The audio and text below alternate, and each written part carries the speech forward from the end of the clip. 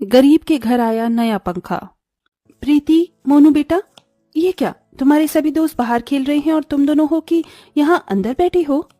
नहीं माँ, हम लोग बाहर नहीं जाएंगे, बाहर बहुत ज्यादा गर्मी है। हमारे सभी दोस्त गर्मी में खेलने के बाद अपने घर चले जाते हैं। उनके घरों में एसी, कूलर, पंखा सब कुछ है, इसलिए उन्हें गर्मी से कोई परेशानी नहीं होती। लेकिन अगर हम लोग बाहर जाएंगे तो हमें परेशानी होगी।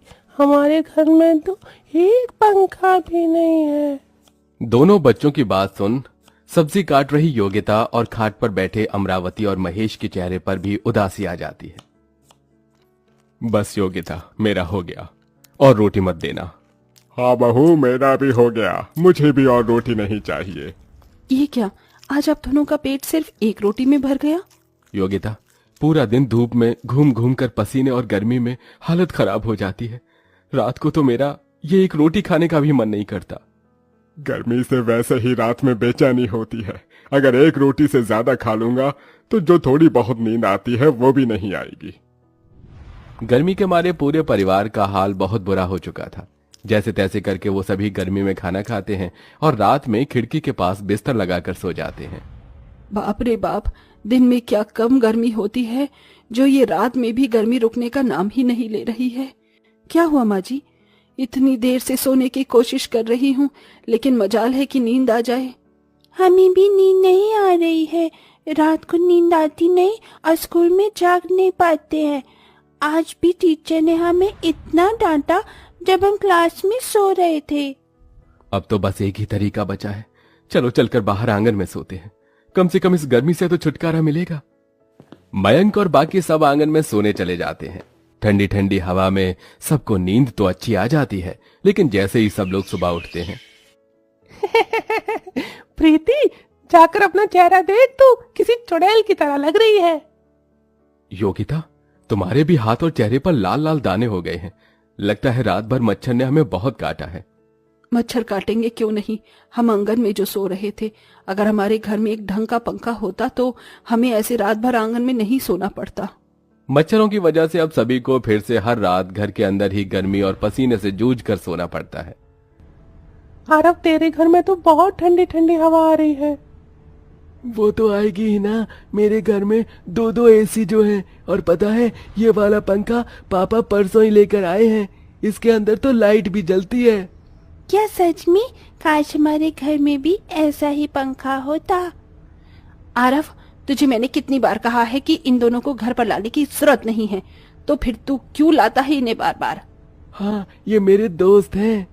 ये तेरे कोई दोस्त नहीं है, समझा? ये तो बस इस घर में लगे एसी, कूलर और पंखे की ठंडी ठंडी हवा खाने के लिए आते हैं, क्योंकि इनके घर पर ये सब कुछ नहीं है। और जिसे तुम दोनों घर कहते हो ना, वो घर नहीं बल्कि ईंट की भट्टी है, समझे? संगीता की डांट सुन दोनों बच्चे रोते हुए अपने घर आ जाते हैं। क्या हुआ प्रीति, मोनू, तुम दोनों रो क्यों रहे हो? किसी ने कुछ कहा क्या? पिछले साल की गर्मी में आपने हमसे वादा किया था कि आप हमारे लिए एक नया पंखा लेकर आएंगे, लेकिन आप नहीं लेकर आए। पिछले साल तो हमने जैसे तैसे करके गर्मी में गुजारा कर लिया, लेकिन इस साल क्या करेंगे? सही कहा है संगीता आंटी ने, हमारा घर घर नहीं बल्कि ईंट की भट्टी का है। अपने बच्चों की बातें सुन और उन्हें ऐसा रोता देख योगिता को बहुत ज्यादा तकलीफ होती है, जिसके चलते योगिता अब मयंक से बात करती है। बच्चों की ऐसी हालत मुझसे देखी नहीं जा रही है। माँ की और पिताजी की गर्मी से बेहद परेशान हो रहे हैं। कहीं से एक पंखे का इंतजाम कर दीजिए। योगिता, मैं इसी कोशिश में लगा हुआ हूँ, लेकिन तुम तो जानती हो कि मेरा काम कैसा है। दिन भर धूप में फल बेचकर मैं ज्यादा कमाई नहीं कर पाता हूँ, और पंखे की कीमत के बारे में तो तुम जानती ही हो। मयंक की बात सुन योगिता काफी उदास हो जाती है और ऐसे ही कुछ दिन गुजर जाते हैं। अरे मीनाक्षी, तुम कैसी हो? इतने वक्त बाद तुमसे मिलना हो रहा है। मैं तो अच्छी हूँ, तुम कैसी हो? और तुम यहाँ क्या कर रही हो? मैं तो बस सब्जी लेने के लिए आई थी, मेरा घर पास में है, चलो ना, मैं तुम्हें अपने हाथ की चाय बनाकर पिलाती हूँ। मीनाक्षी जैसे ही योगिता के घर जाती है, ओह माय गॉड, कितनी गर्मी है यहाँ। तुम इतनी गर्मी में रह कैसे लेती हो? तुम्हारे घर में तो ढंग का एक पंखा भी नहीं है। कितनी गरीब हो तुम योगिता। ये लो, ये मेरे घर का पता है। अगर तुम्हें कभी भी पैसों की जरूरत हो तो मेरे घर आ जाना। मैं तुम्हें अपनी नौकरानी के काम पर रख लूंगी और अच्छी खासी सैलरी भी दे दूंगी। मीनाक्षी योगिता को अपने पैसे का घमंड दिखाते हुए उसकी गरीबी की बेइज्जती करते हुए वहां से चली जाती है। ऐसे ही कुछ दिन गुजर जाते हैं। गर्मी की वजह से प्रीति और मोनू की तबीयत अब इतनी ज्यादा खराब हो जाती है कि वो दोनों स्कूल में ही बेहोश हो जाते हैं। योगिता मयंक को जैसे ही बात पता चलती है तो वो भागे भागे उनके स्कूल जाते हैं। गर्मी की वजह से आपके दोनों बच्चों की तबीयत बहुत ज्यादा खराब है और आज तो वो दोनों बेहोश भी हो गए हैं। देखिए, आपको उनका खास ध्यान रखना पड़ेगा, वरना कल को उनकी तबीयत और बिगड़ सकती है। टीचर की बात सुन दोनों काफी ज्यादा डर जाते हैं। सुनिए, अब बहुत हो गया। मैं अब ये चीज और नहीं बर्दाश्त कर सकती। मैं कल से ही मीनाक्षी के घर जाऊंगी और नौकरानी का काम करूंगी। हम दोनों मिलकर पैसे कमाएंगे और पैसों को जोड़कर एक नया पंखा लेकर आएंगे। अब मैं और मेहनत करूंगा और हम दोनों पैसे जोड़कर पंखा लेकर आएंगे। मयंक अब दिन में 4-5 जगह पर जाकर कड़ी धूप में फल बेचना शुरू कर देता है। वहीं बेचारी योगिता अपनी ही सहेली के घर में नौकरानी बनकर काम करती है। अरे जरा ढंग से पोछा लगाओ, हाथों में क्या जान नहीं है तुम्हारी? हैरान रह गई ना मेरे इतने बड़े घर को देखकर। मेरे घर के हर एक कमरे में एसी, फैन सब कुछ है। तुम्हारे घर से बड़ा तो मेरा बाथरूम है। बेचारी गरीब कहेंगी, तुम्हारी तो हैसियत एक ढंग का पंखा खरीदने की भी नहीं है। मीनाक्षी के ताने सुनकर योगिता को गुस्सा तो बहुत आता था, लेकिन अपने परिवार की सूरत और हालत देख बेचारी योगिता कुछ नहीं कहती और मिलने वाले पैसों को जमा करती है।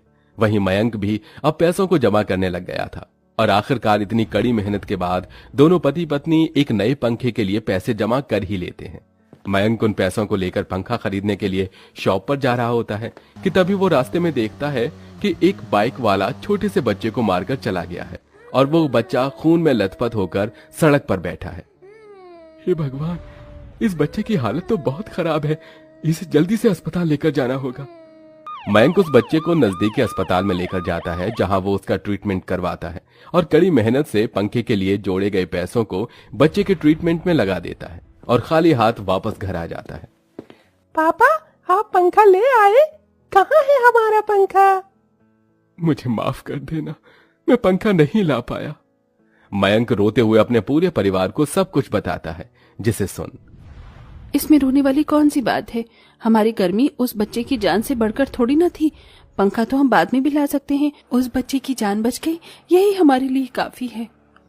पूरा परिवार फिर से गर्मी में जीना शुरू कर देता है। वहीं दूसरी तरफ, अरे जिसने मेरे बेटे की जान बचाई, क्या आप जानते हैं वो कहाँ रहता है? उसे बच्चों के पिता राजीव हॉस्पिटल के लोगों से मयंक का पता निकलवाते हैं और मयंक को धन्यवाद करने के लिए उसके घर पहुंचते हैं। राजीव जैसे ही मयंक के घर के बाहर पहुंचता है तो देखता है कि उसका पूरा परिवार गर्मी में किस तरह से जूझ रहा है। हे भगवान, मेरा परिवार तो बिना एसी के 1 मिनट नहीं रह सकता और ये गर्मी में कितनी परेशानी से रह रहे हैं। मैं तो इन्हें धन्यवाद बोलने और ये पैसे देने के लिए आया था, लेकिन अब नहीं। राजीव जल्दी से इलेक्ट्रॉनिक शॉप पर जाता है और एक नया और महंगा पंखा खरीदकर सीधा मयंक के घर पहुंचता है। अरे जी, आप कौन? मेरा नाम राजीव है। आपने जिस बच्चे की जान बचाई, मैं उसका पिता हूं। मैं नहीं जानता था कि आप और आपका परिवार इतनी गर्मी में ऐसी हालत में रह रहे हैं, इसलिए मैं आपके लिए ये पंखा लेकर आया हूं। राजीव अपने हाथों से मयंक के घर में वो पंखा लगाता है और जैसे ही पंखा चालू होता है तो उसकी ठंडी ठंडी हवा से सब लोग बहुत खुश हो जाते हैं। ऐसा लग रहा है जैसे पंखा नहीं एसी चल रहा हो। अब तो हम सब लोग रात में आराम से सोएंगे ना माँ। अब तो हमें बिल्कुल भी गर्मी नहीं लगेगी।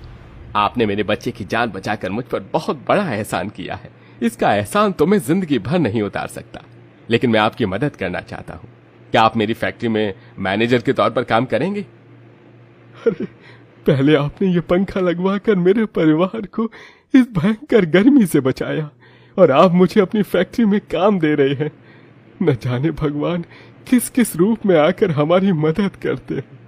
भगवान तो आप हैं मेरे लिए, जो आपने मेरे इकलौते बेटे की जान बचाई। आप बस कल से मेरी फैक्ट्री में आ जाइएगा। मयंक अगले दिन से ही राजीव की फैक्ट्री में मैनेजर के तौर पर काम करने लगता है। वहीं दूसरी तरफ उसका परिवार पंखे की ठंडी ठंडी हवा, गर्मी से दूर हंसी खुशी रहता है। समय बीतने के साथ साथ अब धीरे धीरे मयंक और उसके परिवार की फाइनेंशियल कंडीशन भी ठीक होने लगती है।